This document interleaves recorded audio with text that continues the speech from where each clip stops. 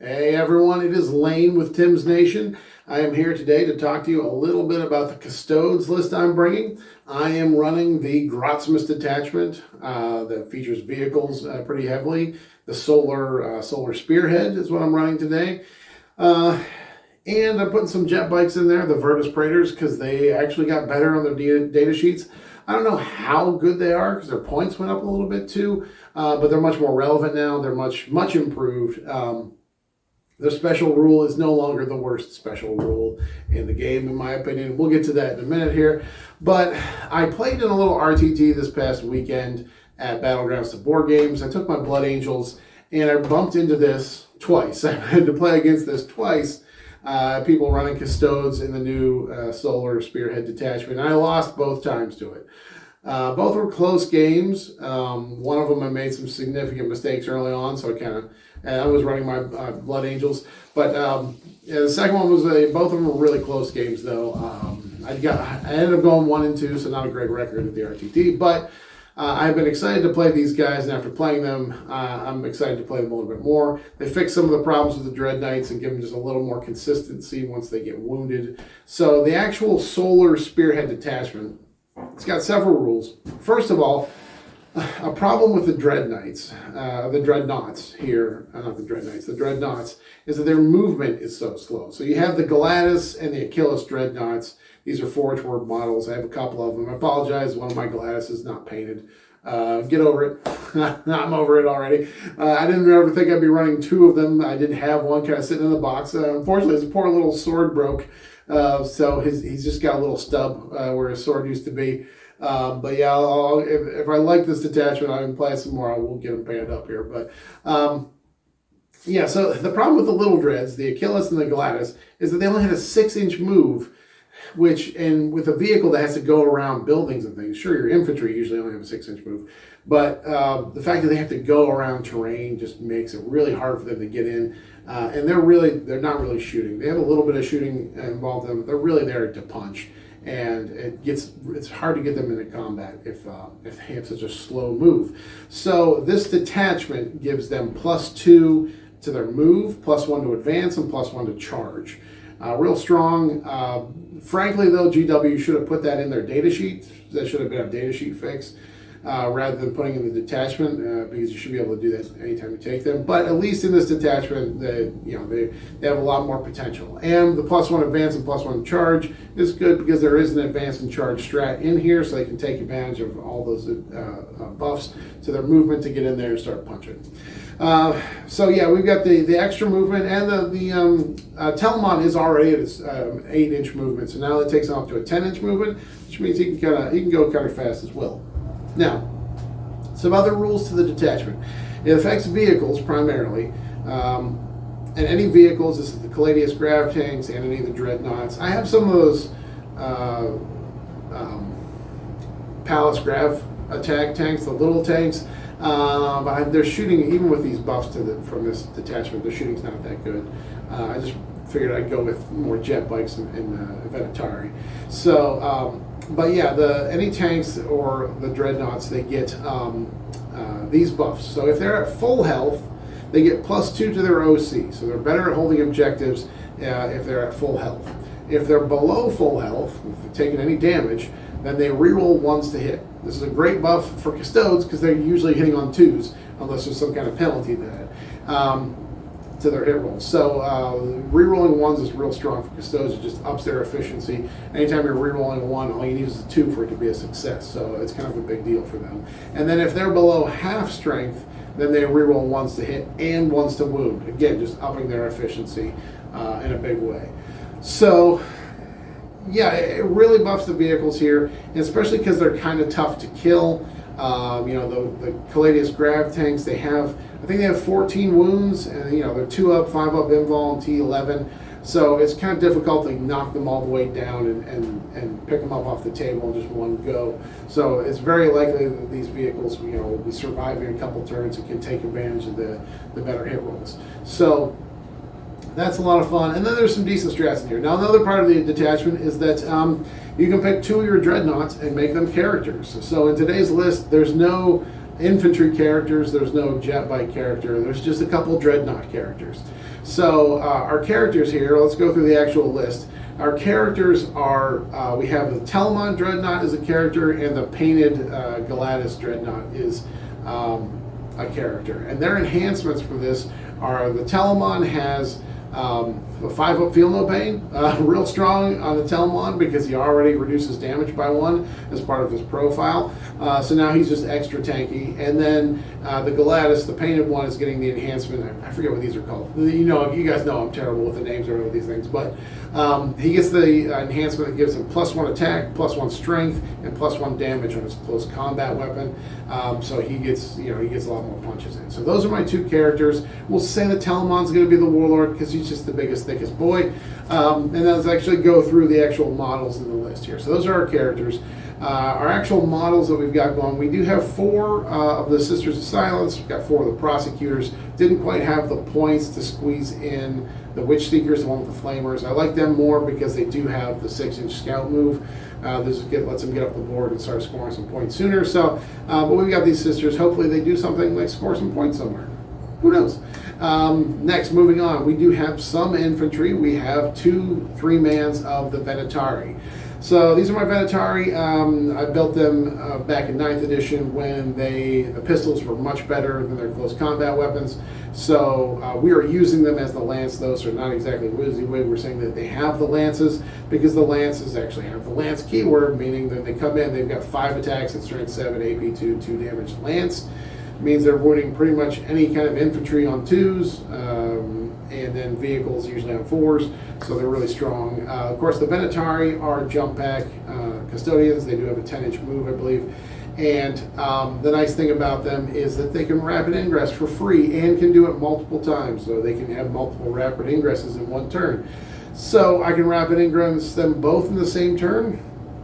And rapid ingress is strong, but it's really strong on jump pack models that have that big move. So they can make sure they're positioned in a way that makes them safe from getting shot or charged when they rapid ingress, and then the 10-inch moves allows them to jump in there and punch really quick. We found out this Grey Knight's detachment, they've got a pretty strong strat that just makes their, if they're in their protected zone, it makes them 2 inches, makes charging, subtracts 2 from your charge roll when you charge them, which isn't huge, but kind of is when we're looking at 7, 8, 9-inch charges going to 9, 10, 11-inch charges.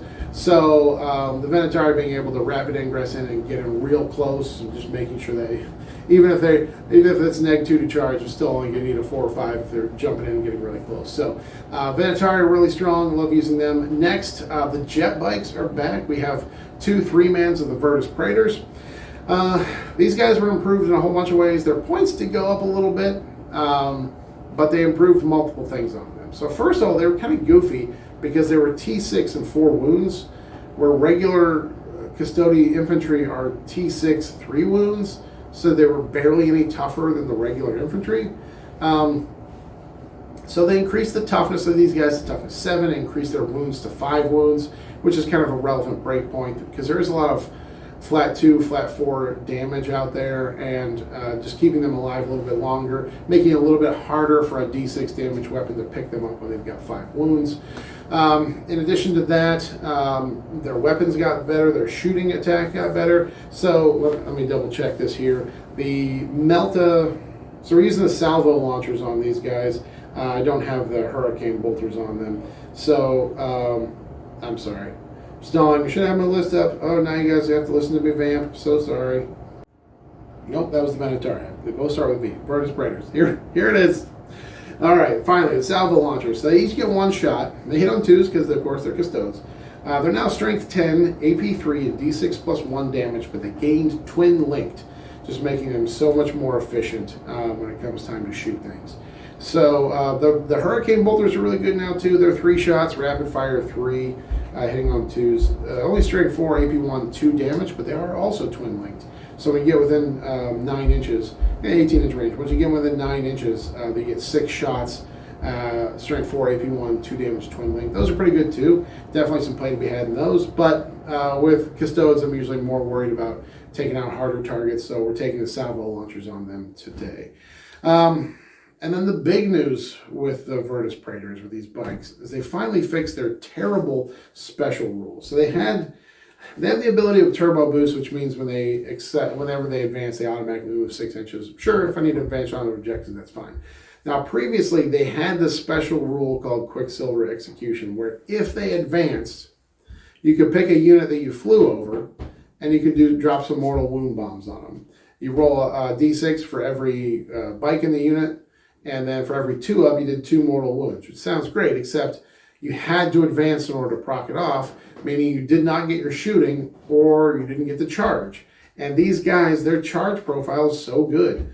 Their melee weapon is 5 attacks hitting on 2s, strength 7, AP 2, 2 damage, and lance.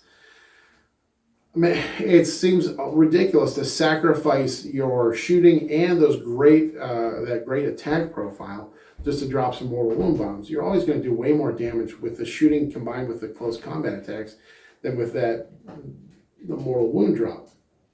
So they changed it, so now anytime you go once per battle, you can fly over an enemy unit, not a monster or vehicle, and it could be during your advance or during a normal move. So they allow it to happen in normal moves now. You roll a d6 for each model in the unit, and on each 2+, the enemy unit suffers 2 mortal wounds.